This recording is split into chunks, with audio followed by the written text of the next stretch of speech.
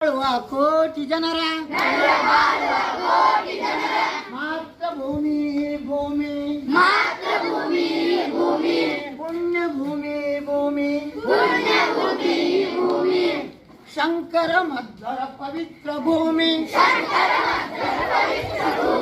ಶಂಕರ ಮಧ್ವರ ಪವಿತ್ರ ಭೂಮಿ ವಿದ್ಯಾರಣ್ಯರ ಕಾರ್ಯಕ್ಷೇತ್ರ ವಿದ್ಯಾರಣ್ಯರ ಕಾರ್ಯಕ್ಷೇತ್ರ ರಾಮಕೃಷ್ಣರ ಸೇವಾ ಮಂತ್ರ ರಾಮಕೃಷ್ಣರ ಸೇವಾ ಮಂತ್ರ